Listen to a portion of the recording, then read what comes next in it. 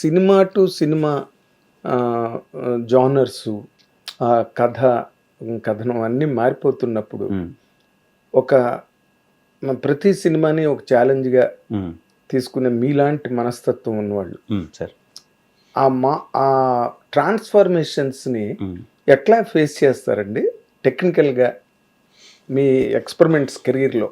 బాగుంటుంది సార్, ఆ ఛాలెంజ్ చాలా బాగుంటుంది. ఇప్పుడు కేర్యాంప్ అయిపోగానే స్టీవెన్ శంకర్ని ముట్టుకున్నాను.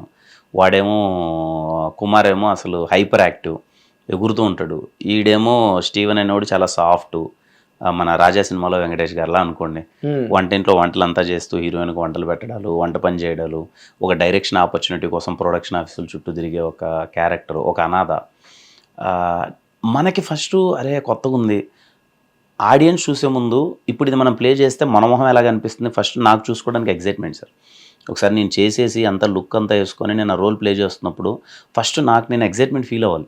అరే కొత్తగా ఉందా లేదా, బాగానే ఉందా లేదా అని. అది నాకు వర్క్లో డైలీ రోల్స్ ఇలా మార్చేటప్పుడు ఏంటి అంటే మనకు ఒక ఎగ్జైట్మెంట్ వస్తుంది. అన్నీ ఒకేలా చేసుకుంటూ వెళ్ళిపోతే మనకు ఎగ్జైట్మెంట్ రాదు. ఓకే కెమెరా పెట్టాం, కామెడీ 2 ఎక్స్ప్రెషన్లు ఇచ్చామా, మనకు ముందు దాంట్లో అదే ఉంటుంది. దీంట్లో డిఫరెంట్ చేసినప్పుడు ఏంటంటే నాకు కూడా ఒక ఎగ్జైట్మెంట్, నేను బాగా చేయగలనా లేదా, ఇది వస్తుందా రాదా, బాగుందా లేదా అన్న ఒక ఫీలింగ్ ఉంటుంది కదా సార్. అది ఆ ఎగ్జైట్మెంట్తోనే ట్రాన్స్ఫర్మేషన్ ఉంటుంది సార్. ఎక్సైట్మెంట్తోనే ట్రాన్స్ఫర్మేషన్. అంతే సార్, కరెక్ట్, బాగా చెప్పారు.